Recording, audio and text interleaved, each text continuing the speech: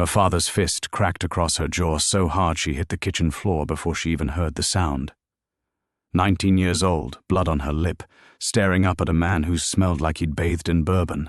What happened in the next 48 hours would become rural Alabama legend, a story whispered about for decades in a county where people still remember her name but lower their voice when they say it.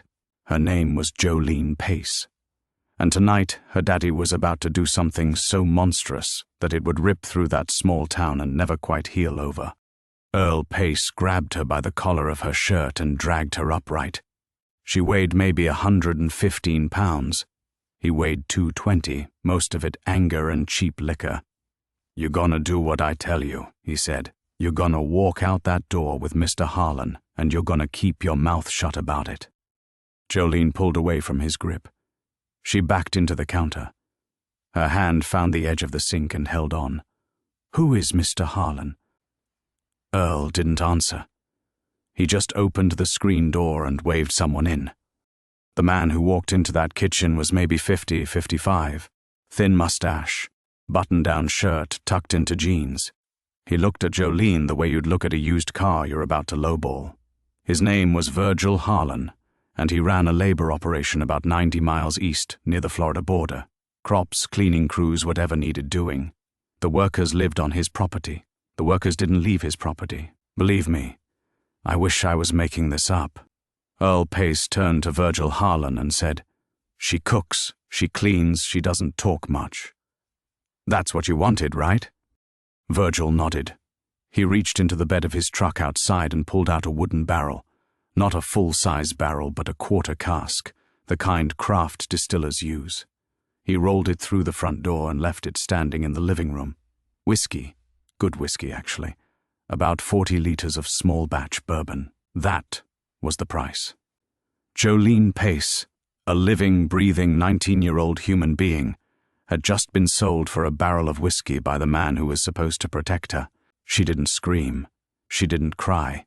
She just looked at her father, and her jaw tightened, and she said, "Mama would have killed you for this." Earl slapped her again. This time she stayed on her feet. She tasted copper. Virgil Harlan grabbed her arm and walked her toward the truck. She pulled back once and he squeezed harder, hard enough to leave fingerprints in bruise. She got into the passenger seat because she didn't see another option. No phone, no car. Nearest neighbor was 2 miles through pine woods in the dark, and she'd learned a long time ago that nobody in this town was coming to save her. Now here's the thing. This story is ugly. It's going to get uglier before it gets better. But it does get better, and the reason it gets better has a name. We'll get to him. Virgil Harlan's property was a 40 acres spread outside a town called Cottondale. Wire fencing. Dogs. A main house where Virgil lived, and behind it, 3 long, low buildings that used to be chicken houses. That's where the workers slept. 12, sometimes 15 people in each one. Cots, no air conditioning, padlocks on the outside of the doors. Jolene was put in the smallest building, the one closest to the main house. There were 4 other women in there. None of them spoke English. They looked at Jolene when she walked in, and one of them, a woman named Belen, maybe 40, with calloused hands and careful eyes, pointed to an empty cot and said the only English phrase she knew, "Sleep now." Jolene lay down on that cot. She stared at the corrugated metal ceiling, and she made herself a promise. She was going to survive this. Not because she believed help was coming, because she refused to let Earl Pace be the last chapter of her story. The next morning, Virgil put her to work.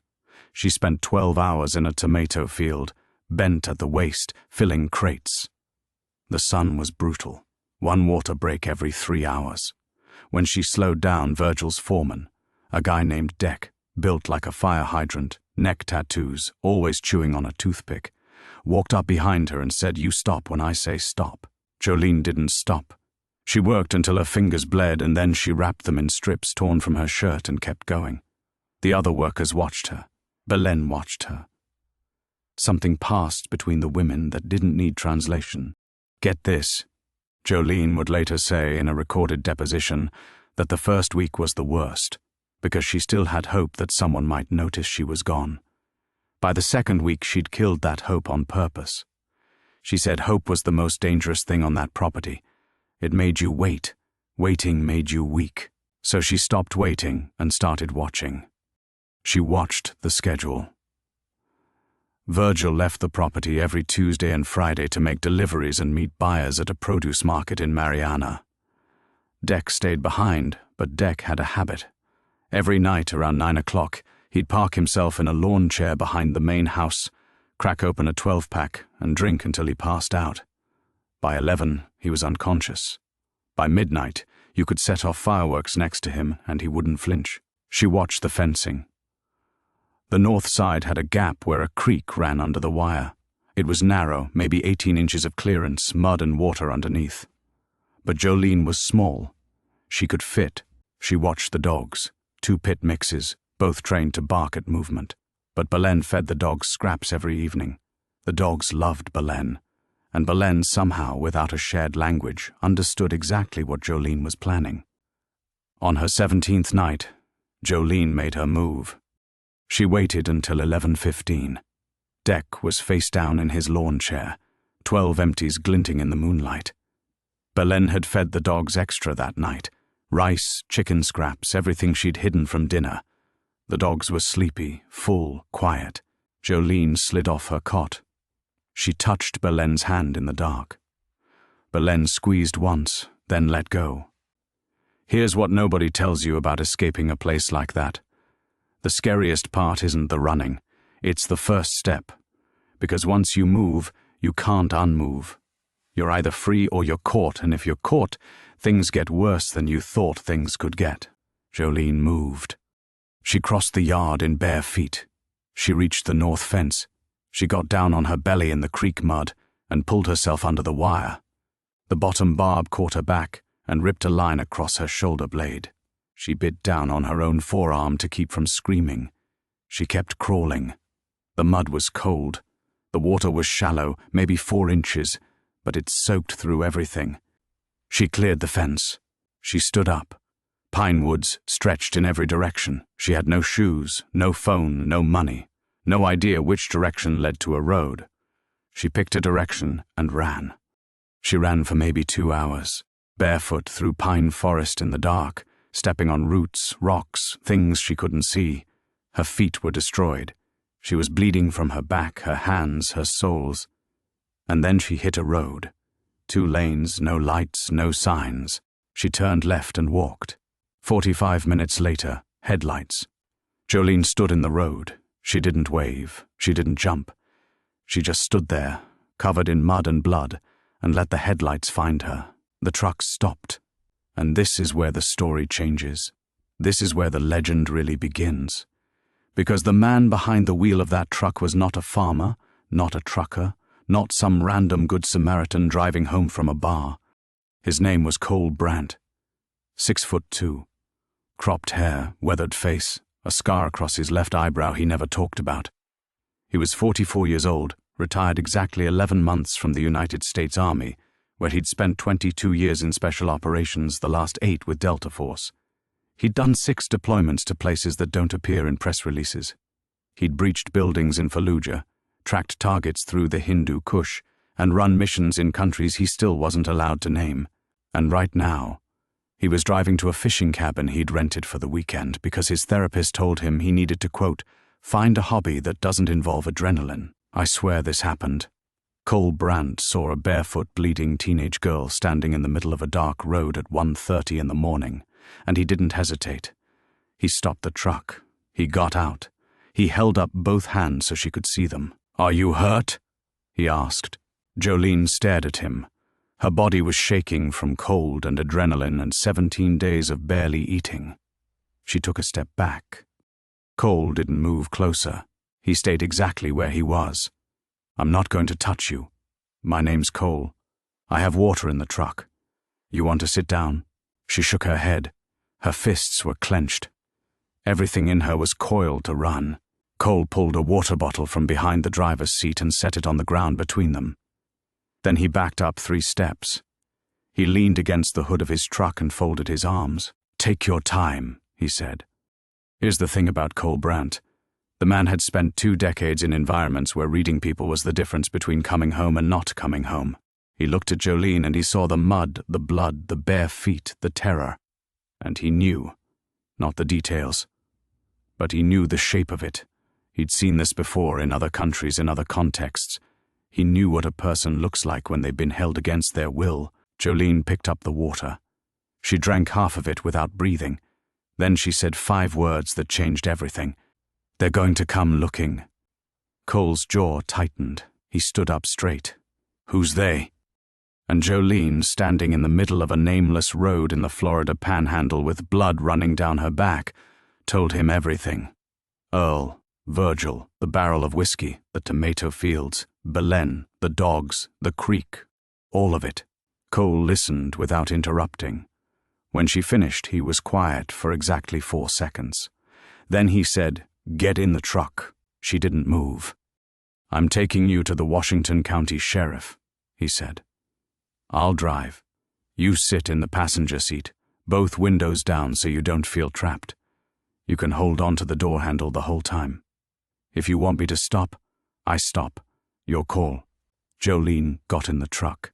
Now let me tell you what happened at the sheriff's office, because this is where most people expect the system to kick in and fix everything. That is not what happened. The deputy on night shift was a guy named Roy Childress. Roy was 52, 20 years on the job, deeply committed to doing as little as possible between the hours of 10 p.m. and 6 a.m. Cole walked in with Jolene and explained the situation. Forced labor, trafficking, a property outside Cottondale. Immediate danger for the workers still there. Roy looked at Jolene. He looked at Cole. He leaned back in his chair and said, "Virgil Harlan?" Cole said, "You know him." Roy scratched his chin. "Virgil's a farmer. He hires seasonal workers. It's not unusual. You sure this girl isn't just, I don't know, having a disagreement with her employer?" Jolene's hands balled into fists at her sides. Cole stepped forward, not threatening, just closer. The kind of movement that changes the geometry of a conversation. "She was sold by her father," Cole said. "She's been held for 17 days. She escaped through a fence and walked barefoot for 3 hours. Does that sound like a disagreement?" Roy shrugged. "I'll file a report. We can look into it Monday." This was a Friday night. Monday was 3 days away. 3 days where Belen and 12 other people were still locked in converted chicken houses on Virgil Harlan's property. Cole looked at the deputy. He took a slow breath. His hand rested flat on the counter. "I want to speak to the sheriff. Sheriff's off until Monday. Then call him at home." "I'm not going to do that. Trust me on this. If you've never seen a career military operator go still, you've never seen real danger in a room." Cole didn't raise his voice. He didn't lean in. He just stopped moving entirely. Every part of him went quiet, and the temperature in that office dropped 10 degrees. "File the report tonight," Cole said. "And I want a copy." Roy filed the report. Cole took the copy. He walked Jolene back to the truck. She was crying now, silently, tears cutting lines through the mud on her face. "He's not going to do anything," she said. Cole opened the passenger door for her. "I know. So, what happens now?" Cole got behind the wheel. He started the engine. "Now we do it ourselves. Here's the part that separates a bystander from a person who actually changes something. Most people would have taken Jolene to a shelter, maybe called a hotline, posted about it online, and moved on with their weekend. Cole Brandt was not most people.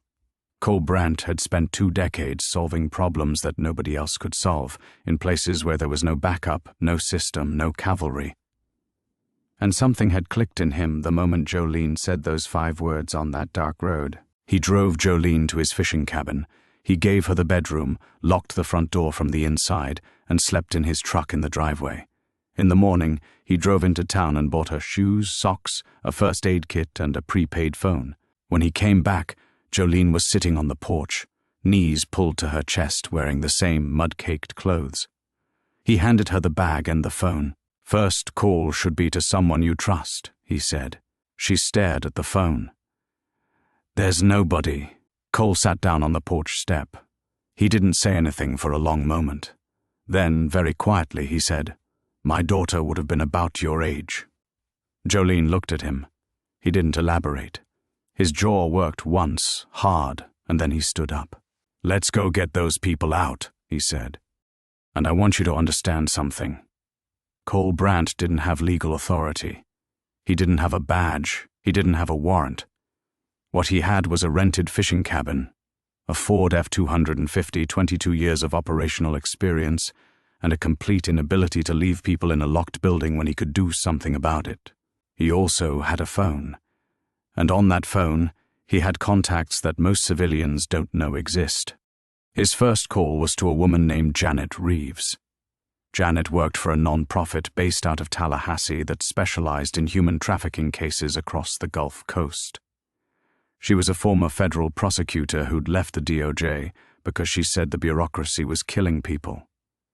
Cole had met her 2 years earlier at a veterans outreach event where she'd been the keynote speaker. They'd exchanged numbers. He'd never called. He called now.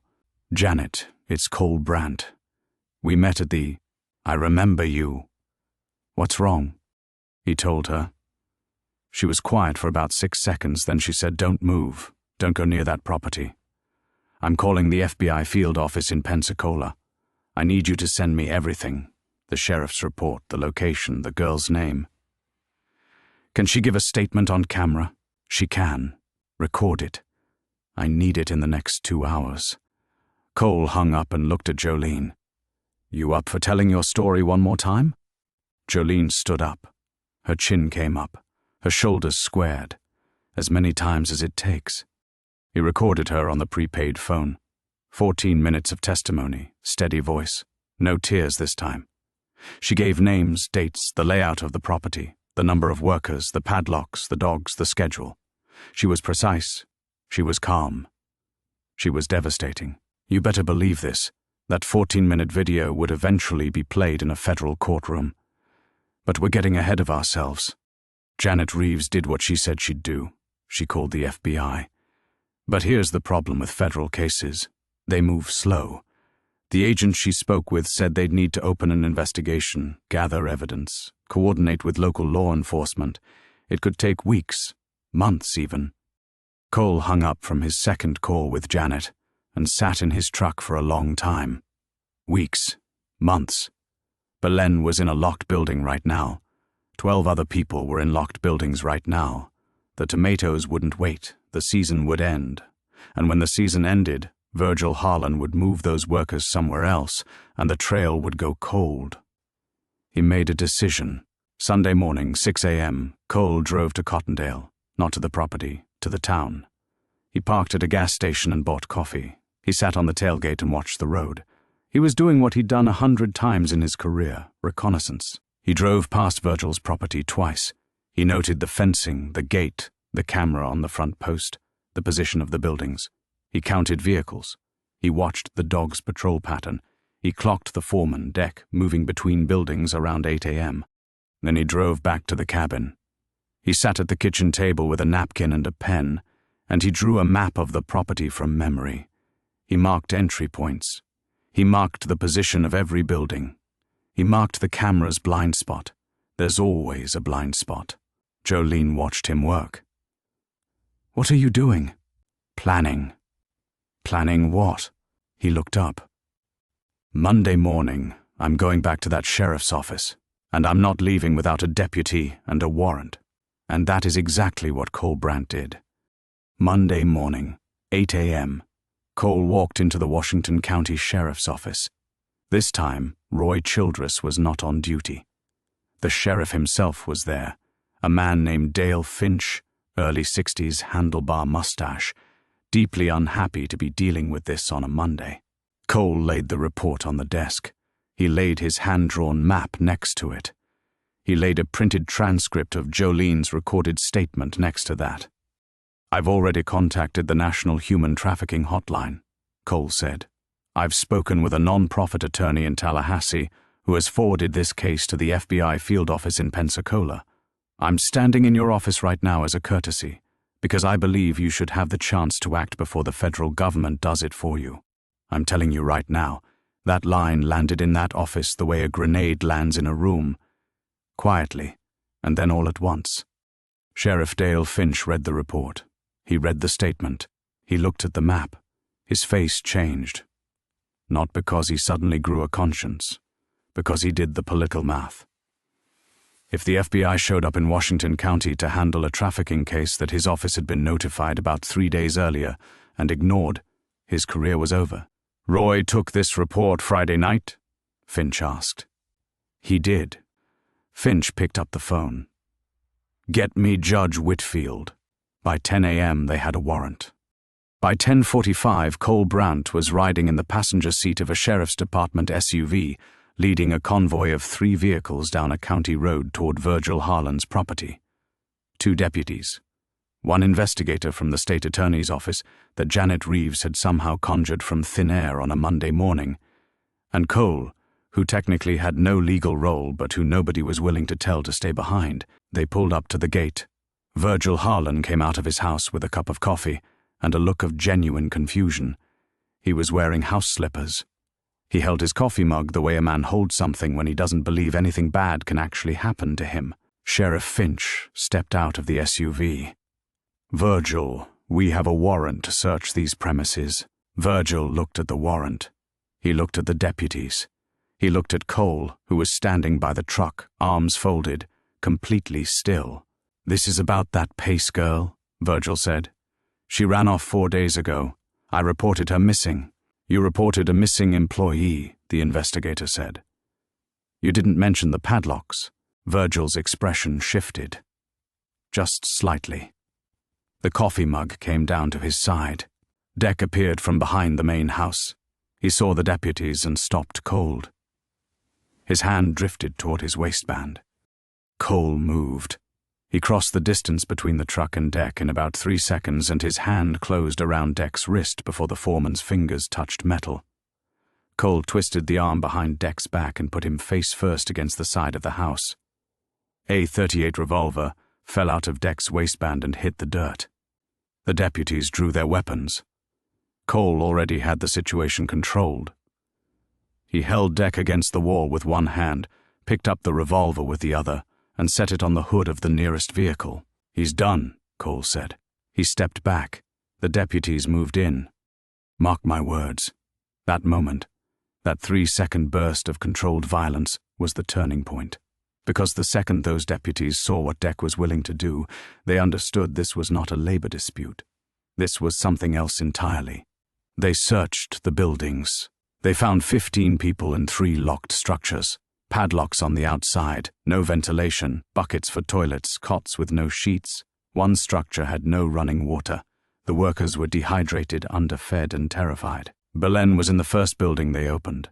When the deputy cut the padlock and swung the door wide, Belen stepped into the sunlight and covered her eyes with her hand. She looked around the yard. She saw Cole standing by the truck. She didn't know him. She'd never seen him. But she saw the way the deputies were following his lead, and she walked straight to him. She said something in Spanish that Cole didn't understand. He shook his head. She reached out and took his hand with both of hers and held it. She didn't let go for a long time. That was the moment. Not the raid, not the warrant, not the takedown of Deck. The moment was a woman holding a stranger's hand in the sunlight because, for the first time in she didn't know how long, she could stand outside without permission. Virgil Harlan was arrested on sight. He stood in his driveway in his house slippers while a deputy read him his rights, and his face had this expression. It wasn't fear, it wasn't anger, it was disbelief, genuine, sincere disbelief that this was happening to him. Because in Virgil Harlan's mind, he hadn't done anything wrong. These people worked for him. He housed them. He fed them. What was the problem? He said it once out loud to the investigator. They're better off here than where they came from. The investigator clicked the handcuffs. That's not your call to make. Virgil said it again as they put him in the back of the SUV. That was the second time.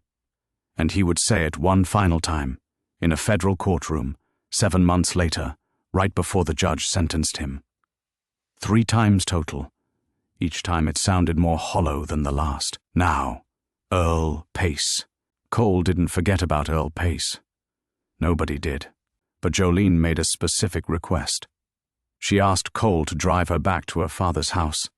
He didn't think it was a good idea. He told her so. She looked at him with those steady, sharp eyes and said, "I'm not asking for permission." He drove her. They pulled up to the house at 4 in the afternoon. Earl Pace was on the front porch, sitting in a rocking chair, and, no surprise here, he was drunk. The barrel of whiskey was visible through the screen door, still sitting in the living room. He'd been working his way through it for almost 3 weeks. Jolene got out of the truck. Cole stayed behind the wheel, engine running, watching. Earl saw her, and his face went through about 6 expressions in 3 seconds. Surprise, fear, anger. And then something else, a kind of blankness, the look of a man who doesn't have the emotional equipment to process what he's done. "You come back," he said. Jolene walked to the bottom of the porch steps. She didn't go up. She stood on the ground and looked up at her father, and this is what she said. "I want you to know that I'm alive. I want you to know that I got out. And I want you to know that the police are going to come here, and they're going to arrest you, and you are going to spend the rest of your useless life knowing that your daughter survived you."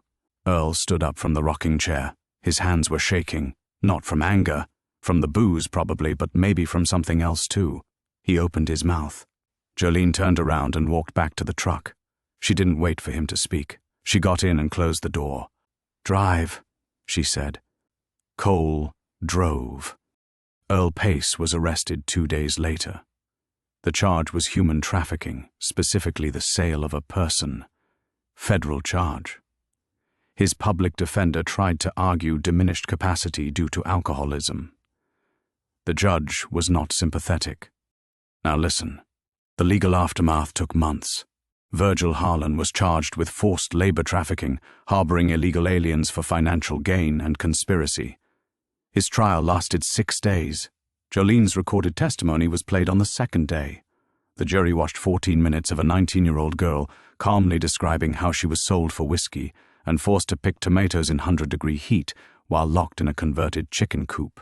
The jury deliberated for 90 minutes. Guilty on all counts. Virgil Harlan received 22 years in federal prison. Deck, real name Dennis Ketchum, got 14. Earl Pace got 12. And here's where I need you to do something for me. If this story means anything to you, if you think Jolene's story deserves to be heard, hit that subscribe button right now. That's how we keep telling these stories. That's how we make sure the algorithm pushes them out to people who need to hear them. Subscribe, and let's keep going. Because we're not done yet. What happened to Jolene? Cole Brandt didn't adopt her. He didn't marry her. He didn't become her surrogate father in some neat, movie-ready way. What he did was simpler and harder and more real. He helped her find a place to live. A small apartment in Tallahassee near Janet Reeves's office. Janet connected Jolene with a victims advocacy program that covered rent and basic expenses for 12 months. Cole drove down once a month for the first year to check on her. He brought groceries. He fixed her kitchen sink when it leaked. He sat on her second-hand couch and watched football games and didn't ask her to talk about anything she didn't want to talk about. Jolene got her GED in 4 months. She enrolled at Tallahassee Community College. She studied criminal justice. And Belen. Remember Belen? The woman who fed the dogs, who squeezed Jolene's hand in the dark, who held Cole's hand in the sunlight. Janet Reeves helped Belen apply for a T visa, a special visa for trafficking victims who cooperate with law enforcement. Belen testified at Virgil's trial through a translator. Her testimony lasted 40 minutes. When she was done, one of the jurors was crying. Belen received her visa. She found work in a restaurant kitchen in Pensacola. She and Jolene kept in touch. They texted each other every Sunday. Neither of them ever fully explained what they shared in that locked building, and neither of them needed to. 2 years after the raid on Virgil Harlan's property, Jolene Pace stood in front of a conference room at a human trafficking awareness event in Atlanta.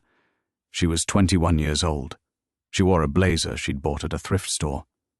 She had a scar on her shoulder blade from a barbed wire fence and calluses on her hands from a tomato field. And she stood at that podium, with her shoulders squared and her voice steady. Cole was in the back of the room. He didn't sit in the front row. He didn't introduce her.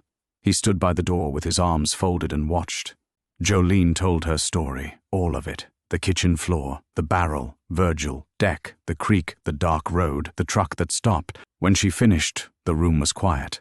And then someone asked her, "What would you say to your father if you could speak to him right now?" Jolene paused. She looked down at the podium. She looked up. "I already said everything I needed to say. 9 words. Under 15. The room understood. Nobody asked a follow-up. After the event, Cole was walking to his truck in the parking lot when Jolene caught up to him. She was carrying her folder of notes, her thrift store blazer unbuttoned, and she had this look on her face, not happy exactly, but clear. The kind of clarity that comes after you've been through the worst thing and come out the other side standing. "Thank you for stopping," she said. Cole put his hands in his jacket pockets. "I was just driving to a fishing cabin. You were driving to exactly where you were supposed to be." He didn't argue with that. He pulled his keys from his pocket, nodded once, and got in his truck. Here's what this story is really about. It's not about a barrel of whiskey or a corrupt farmer or a broken system. It's about the distance between being sold and being seen. Jolene Pace spent 19 years invisible. Her mother died when she was 11. Her father pickled himself in grief and bourbon and turned mean. Nobody at her school noticed. Nobody at her church noticed. Nobody in her town noticed. She was a ghost in her own life. And then a man stopped his truck on a dark road. Not because he was a hero. Not because he had a plan. Because he saw a person standing in the road bleeding, and he could not drive past. On this exact day, I want you to know that there are still people being held on properties across this country. Locked buildings, padlocked doors, field work, factory work, domestic servitude. The National Human Trafficking Hotline receives over 10,000 calls a year. Most of those calls don't lead to a Cole Brandt stopping on a dark road. But some of them do. Jolene Pace graduated from Florida State University 3 years later with a degree in criminal justice. She went to work for the same nonprofit that Janet Reeves founded. She now helps coordinate rescue operations for trafficking victims across the Gulf Coast. She carries a prepaid phone in her glove box. The same brand Cole bought her that first morning. She keeps it charged. She's given out 14 of them to survivors she's helped recover. Each one comes with the same instruction Cole gave her. First call should be to someone you trust. Belen still texts her every Sunday. Cole Brandt still goes fishing. He never did find a hobby that doesn't involve adrenaline, but his therapist stopped pushing the point. He drives the same F-250. It has over 200,000 miles on it now. There's a small dent in the passenger side door from the night. Jolene gripped the handle so hard she bent the metal. He never fixed it. A drunk father sold his daughter for a barrel of whiskey on a Friday night in rural Alabama. A Delta Force veteran stopped his truck on a dark road because he couldn't drive past someone who was bleeding. A woman named Belen fed 2 dogs extra rice so another woman could crawl under a fence. A non-profit attorney answered her phone on a Saturday. A sheriff did the political math and made the right call for the wrong reasons. And a 19-year-old girl stood on the ground below her father's porch and told him she survived. That's the legend, not one hero.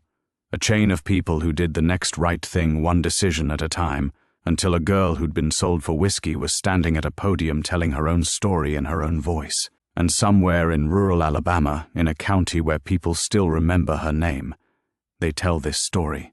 They tell it quiet. They tell it with respect. And when they get to the part about the truck stopping on the dark road, they always pause, because that's the part that matters. That's the part where everything changed, not with a gun, not with a badge, not with a speech, with a water bottle set on the ground and 3 steps back.